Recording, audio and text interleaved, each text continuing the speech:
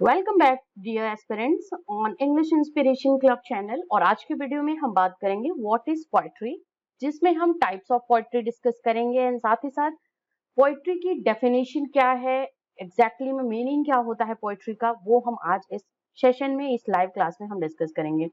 और types of poetry में हम स्पेसिफिकली नैरेटिव पोएट्री और नॉन नैरेटिव पोएट्री की कैटेगरी में कौन कौन सी पोएट्रीज आती हैं, कौन कौन सा इसका सब जॉनर है जो आता है, उसमें हम बात करेंगे। जैसे हमने lyric poetry, sonnets, ballad and etcetera poetries को सुना है, बट वो किन किन कैटेगरीज में आती हैं, कि वो नॉन नैरेटिव पोएट्री होती है या नॉन नैरेटिव पोएट्री, इनका डिस्कशन आज के इस वीडियो में हम करेंगे। तो जल्दी से आप सभी जुड़ जाइए आज के सेशन में। और सबसे पहले हम स्टार्ट करते हैं व्हाट इज पोएट्री। पोएट्री क्या है, इससे स्टार्ट करेंगे। Poetry is defined as a literature, type of literature, artistic writing होती है जो कि अपील करती है किसके, रीडर्स के इमोशंस और इमेजिनेशन को अपील करती है through the variety of a different poetic technique. Different poetic technique को यूज करके जब कोई पोएट होता है या कोई ऑथर होता है, कोई कॉम्पोजिशन जो करने वाला होता है, कंपोज करने वाला जो पोएट्री होता है, वो आर्टिस्टिक वे में अपील करता है, ऐसे वर्ड्स के थ्रू, आर्टिस्टिक राइटिंग के थ्रू अपील करने की कोशिश करता है किसको, रीडर्स के माइंड और इमोशंस को और उसके इमेजिनेशन को। और अपने वर्ड्स के थ्रू, अपने शब्दों के माध्यम से जब वो रीडर के माइंड और इमेजिनेशन पे एक तरीके का प्रभाव डालता है, अपनी पोएटिक टेक्निक को यूज करके, डिफरेंट डिफरेंट जो पोएटिक टेक्निक होती है इनको यूज करके, तो उसको क्या कहते हैं, हम पोएट्री कहते हैं। ये एक तरीके का लिटरेचर का पार्ट है, साहित्य का पार्ट है, जो कि एक इमेजिनेटिव, तो आप समझ सकते हो कि जो पोएट्री होती है वो क्या होती है, इमोशंस पे बेस्ड ऑन होती है, साथ ही साथ इमेजिनेटिव होती है। हम कल्पना के सागर में, हम कल्पना की दुनिया में कहीं ना कहीं खो जाते हैं उन शब्दों से के थ्रू, उन शब्दों के माध्यम से जो कि पोएट यूज करता है आर्टिस्टिक वे में, एक कलात्मक ढंग से। इसके साथ ही साथ the poet uses combination of rhythm, words, choices, sounds, rhymes, structure, and more to create piece of writing than that steer the reader's feelings। अभी हम जिस पोएटिक टेक्निक की बात करते हैं, ये क्या पोएटिक टेक्निक, वो क्या होता है, रिदम होता है, वर्ड का चॉइस होता है कि जो पोएट किस तरीके के शब्दों का चुनाव कर रहा है जो कि रीडर के इमोशंस और इमेजिनेशन को कहीं ना कहीं अराउज करें, उसको स्टीयर करें, उसको एक तरीके से पैशनेट करें। साउंड्स होते हैं, राइम साउंड्स होते हैं, स्ट्रक्चर होता है, ऐसे जो पोएटिक टेक्निक होती हैं जो पीस ऑफ राइटिंग को क्रिएट करने के लिए इनका यूज किया जाता है पोएट के थ्रू, और वो रीडर्स की फीलिंग को अराउज करती है, स्टीयर करती हैं, या उनको एक तरीके से उत्साहित करती हैं कि यस, आप इस राइटिंग को पढ़ो तो आपके जो एक फीलिंग आएगी, एक जो आप इमोशंस, इमेजिनेशन की दुनिया में आप जो खो जाओगे, वही हमें पोएट्री कहलाती है। सबसे बढ़िया एग्जाम्पल जो दिया है पोएट्री का, वो वर्ड्सवर्थ ने दिया हुआ है। Poetry is an spontaneous overflow of feelings. ठीक है, फीलिंग्स का जो स्पॉन्टेनियस, अपने आप जो आप पढ़ने के बाद जो आपके अंदर अपने आप जो फीलिंग्स आ जाती है, उसी को पोएट्री बोला जाता है। Poem comes a lot different from the form and style, and the text is often separated into paragraphs which called stanza। Stanza के फॉर्म में पोएम्स लिखी जाती हैं जिनके अलग अलग फॉर्म्स होते हैं, स्टाइल्स होती हैं, जो कि पोएट यूज करते हैं। अभी आगे हम बात करेंगे टाइप्स ऑफ पोएट्री में कि किस किस तरीके की पोएट्रीज लिखी जाती है, किस किस तरीके की सब कैटेगरीज हैं पोएट्री को लिखने में। जो पोएट होता है वो किस किस तरीके का फॉर्म या स्ट्रक्चर यूज करता है, स्टाइल को यूज करता है, स्टैंजा फॉर्म यूज करता है अपनी पोएट्री को लिखने के लिए, जो रीडर्स के इमोशंस पे और इमेजिनेशंस को अफेक्ट करती हैं। इसके साथ ही साथ a poem is usually about a lording specific topic or theme। Some of the most common themes that poets write about are, जो कुछ अलॉट करता है पोएम जो होती है वो किसी स्पेसिफिक टॉपिक या थीम से रिलेटेड होती है, कोई सब्जेक्ट मैटर पे बेस्ड ऑन होती है, जैसे नेचुरल पोइट्रीज होती हैं, पेस्टोरल पोइट्रीज होती हैं, नैरेटिव पोइट्रीज में आप एपिक पोइट्रीज को पढ़ते हो, साथ ही साथ बैलेट्स होते हैं। तो इस तरीके की कुछ पोइट्री होती हैं जो कि कॉमन थीम पे इनका बेस्ड ऑन होता है, कुछ स्पेसिफिक टॉपिक और थीम को रिलेट करते हैं। और कुछ ऐसी पोइट्रीज होती हैं जो कॉमन सब्जेक्ट मैटर पे, कॉमन थीम्स पे लिखी जाती है, जैसे नेचर पे लिखा गया, लव, मैरिज, फ्रेंडशिप, इन सब पे पोइट्रीज जो लिखी जाती हैं वो पोएट लिखता है। और समटाइम्स पोएट अपनी सब्जेक्टिविटी से रिलेटेड पोइट्री को लिखता है, वो अपने आप के इमोशंस को रीडर्स के सामने प्रस्तुत करता है, प्रेजेंट करता है अपनी पोइटिक लाइंस के माध्यम से। जैसे हम रोमांटिक एरा के पोएट्स को देखते हैं। तो ये आपने पोएट्री अभी पढ़ लिया होगा कि पोएट्री लिखने के लिए क्या-क्या यूज होता है।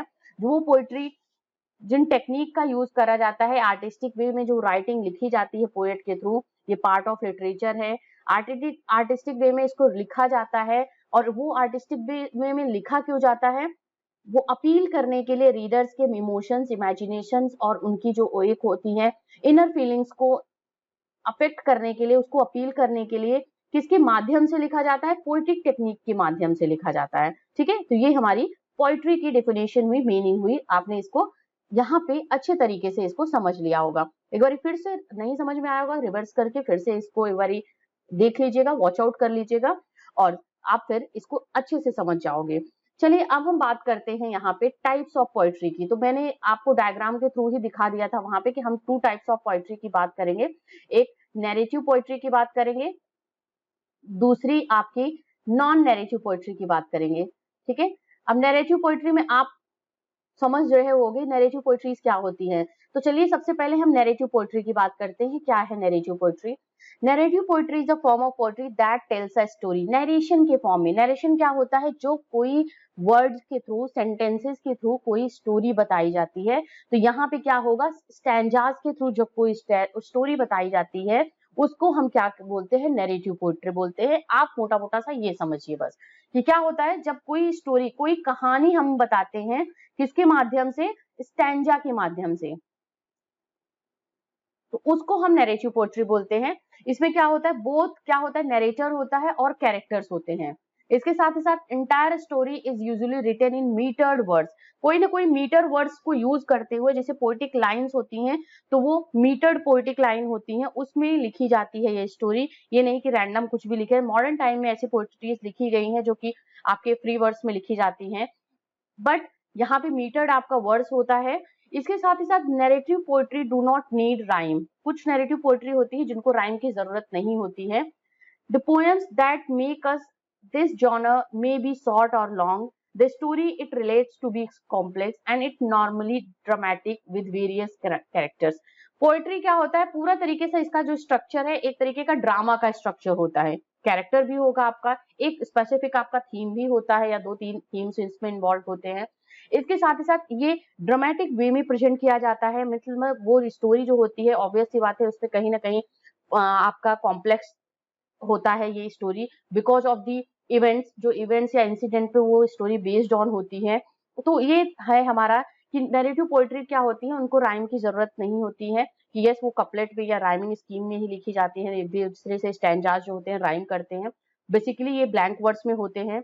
इसके साथ ही साथ ये शॉर्ट या लॉन्ग भी हो सकते हैं, और ये स्टोरी जो होती है वो कॉम्प्लेक्स स्टोरी होती है जो कि ड्रामेटिक फॉर्म में लिखी जाती है वेरियस कैरेक्टर्स के साथ में। मीन्स इस तरीके की पोएट्री में आपको कैरेक्टर्स भी देखने को मिलेंगे। इसके एग्जाम्पल को भी हम अच्छे तरीके से समझेंगे कि कौन कौन सी पोएट्री नैरेटिव पोएट्री में आती है। बाकी आपने इसका नैरेटिव पोएट्री का डेफिनेशन अभी समझ लिया होगा। अब चलिए हम कुछ एग्जाम्पल्स की बात करेंगे।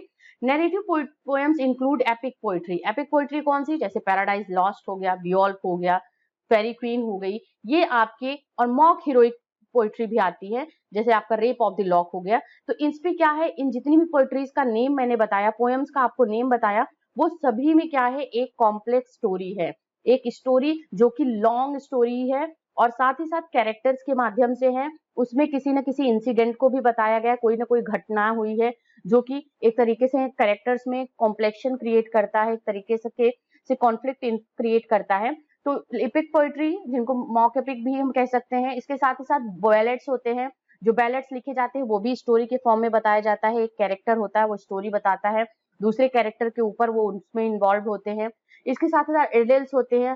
साथ ही साथ ड्रामेटिक मोनोलॉग्स भी जो होते हैं वो भी आपके ड्रामेटिक मोनोलॉग रिलेटेड पोएट्री जो होती है इसमें आती है। रॉबर्ट ब्राउनिंग इसके बहुत ही बेस्ट एग्जाम्पल हैं। तो आगे हम कुछ और एग्जाम्पल समझते हैं। जैसे मैंने आपको बताया पियर्स फ्लोमैन, विलियम लैंगलैंड का, ये भी नैरेटिव पोएट्री है, एलेगोरिकल पोएट्री है। Book of the Duchess and the Canterbury Tales, Geoffrey Chaucer की नैरेटिव पोएट्रीज हैं। Rape of the Lucrece, Venus Adonis, Shakespeare का ये नैरेटिव पोएम है। आपने इसको पढ़ा है, आप इसको बहुत अच्छे तरीके से इस 2 पोएम्स को जानते हैं, the Rape of the Lucrece and Venus and Adonis, मैं यहाँ पे मेंशन कर रही हूँ। इसके साथ Dunciad and the Rape of the Lock, आपको मैंने बता दिया अभी, heroic Rape of the Lock mock heroic epic है जो कि अलेक्जेंडर पोप ने लिखी है, ये भी आता है नैरेटिव पोएट्री के अंदर। Ancient the Rime of the Ancient Mariner ST Coleridge का है जो कि बैलेड है। तो ये कुछ एग्जाम्पल्स हैं, यहाँ पे कुछ ही एग्जाम्पल मैंने दिया है आपको, बाकी बहुत ढेर सारे पोएम्स हैं जो कि नैरेटिव पोएट्री में लिखी गई हैं। तो बेसिकली आप ये समझो कि जो नैरेटिव पोएट्री होती है वो नैरेशन के फॉर्म में होती है, उसमें एक स्टोरी होता है जिसमें कैरेक्टर्स होते हैं, नैरेटर होता है जो स्टोरी को बताता है, उसका जो थीम होता है वो कॉम्प्लेक्स थीम होता है, वो लॉन्ग हो सकती है, वो लॉन्ग होती है, कहीं कहीं कुछ शॉर्ट पोएम्स भी होते हैं, जैसे बैलेड होता है तो वो compare to epic poetry shorts होते हैं। और साथ ही साथ उसमें क्या होता है, ड्रामेटिक सिचुएशंस होती हैं, ड्रामेटिक जो होती हैं इवेंट्स होते हैं, ड्रामेटिक सिचुएशन क्रिएट होता है उस तरीके की पोएट्री में, जो कि हम नैरेटिव पोएट्री पर जानते हैं। और आपने सभी ने पैराडाइज लॉस्ट पढ़ी होगी, पैराडाइज की स्टोरी को आप जानते होंगे, ये एक नैरेटिव पोएट्री है जो कि एपिक पोएम कहलाती है। तो एपिक पोएम्स जितनी होती हैं वो नैरेटिव पोएट्री में आती हैं, साथ ही साथ मॉक एपिक जितनी पोएम्स होती हैं वो नैरेटिव पोएट्री में आती हैं, बैलेट्स जितने होते हैं वो नैरेटिव पोएट्री में आते हैं, और इसके साथ ही साथ ड्रामेटिक मोनोलॉग्स जो होते हैं वो भी एक नैरेटिव पोएट्री में आते हैं, क्योंकि उसमें भी एक स्टोरी होती है, उसमें भी एक कैरेक्टर होता है जो कि वो बोलता है और ऐसा प्रिटेंड किया जाता है सामने कोई कैरेक्टर सुन रहा है या वो अवेलेबल होता है। तो ये चीजें नैरेटिव पोएट्री में आती है, जिसमें 5-4 आपके टाइप्स ऑफ पोएट्री हैं जो कि सब जॉनर में आते हैं, उनको मैंने आपको बता दिया। अब चलिए बात क्या करेंगे नॉन नैरेटिव पोएट्री की। तो नॉन का मतलब है कि अभी हमने क्या बताया, जहां पे स्टोरी होती है, कैरेक्टर्स होते हैं, ड्रामेटिक सिचुएशंस होती है, साथ ही साथ वो लॉन्ग पोएम्स होती हैं। बट नॉन नैरेटिव पोएट्री में आप देखोगे इन सब का आपको क्या मिलेगा, यहाँ पे ओमिशन मिलेगा कि ये सभी कुछ नहीं होती हैं इस पोएट्री में, जो कि नॉन नैरेटिव पोएट्री आती हैं। आपको मैं थोड़ा सा यहाँ पे मेंशन कर दे रही हूँ। Non narrative poetry does not tell any story unlike the narrative poetry, जो मैंने आपको बताया। This kind of poetry, this kind of means non narrative poetry की बात हो रही है, रिवील करता है क्या, स्पीकर के इमोशंस को, फीलिंग्स को, थॉट को, mood, attitude, belief, observation, experience, state of mind. तो ये हमारा कुछ जो थीम होता है, या एक तरीके से बात करो जो इंपॉर्टेंट एलिमेंट्स होते हैं नॉन नैरेटिव पोएट्री में, वो क्या होता है, जो स्पीकर होता है या पोएट होता है उसके इमोशंस को, उसके फीलिंग्स को, thought, mood, attitude, belief, observation, उसके एक्सपीरियंस और स्टेट ऑफ माइंड से रिलेटेड जो पोएट्रीज होती है उनको हम नॉन नैरेटिव पोएट्री बोलते हैं। साथ ही साथ यहाँ पे आपका जो नैरेटिव पोएट्रीज में होती है वो आपके जो होती है वो किसी एक स्पेसिफिक सब्जेक्ट मैटर को ध्यान में रख के बनाया जाता है, लिखा जाता है, किसी स्पेसिफिक स्टोरी पे बेस्ड ऑन होती है।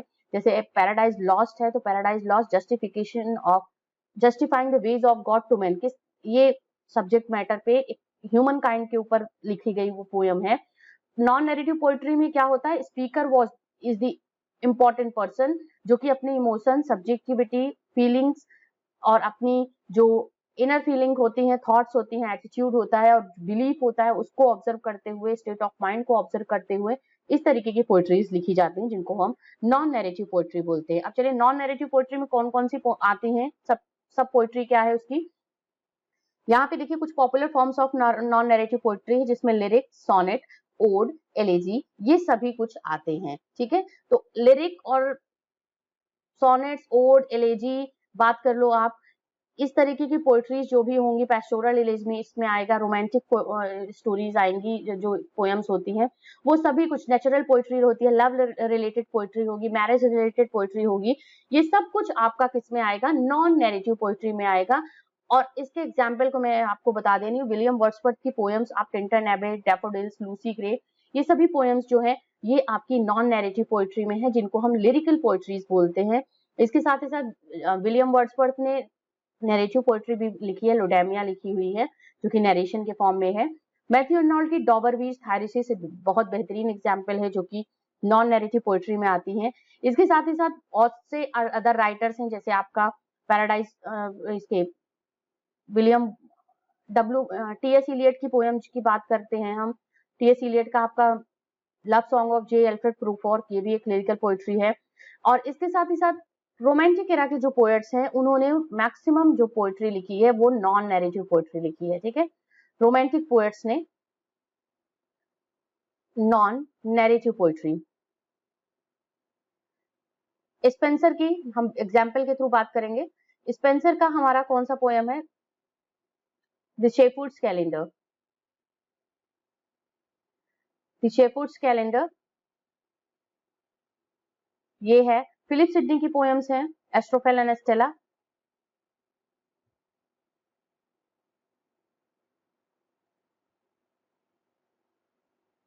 एमोरेटी, इस तरीके की पोएम्स इनकी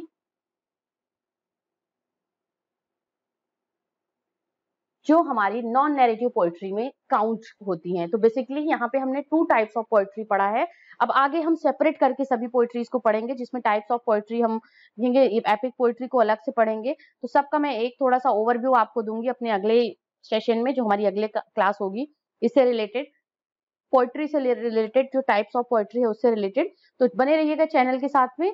आगे अपकमिंग डेज में आपको ऐसे ही थोड़े से एक नोट्स रिलेटेड पोएट वीडियोस आपको इस चैनल इंग्लिश इंस्पिरेशन क्लब पे मिलेंगे मेरे साथ। तो बने रहिएगा इसी चैनल पे, और साथ ही साथ वीडियो सेक्शन एक बार जरूर चेक कर लीजिएगा, वहां कुछ इंपॉर्टेंट वीडियोस के लिंक है। एंड स्क्रीन पे भी आपको लिंक दिख रहे होंगे यहाँ पे आपको, तो वहां भी आप क्लिक करके इन वीडियो को जरूर वॉच आउट करिए आपके एग्जाम के लिए, और आपके एग्जाम की प्रिपरेशन के पॉइंट ऑफ व्यू से बहुत ही इंपॉर्टेंट होंगे। तो चलिए मिलेंगे आप सभी से हम नेक्स्ट वीडियो में। Thank you very much for watching this.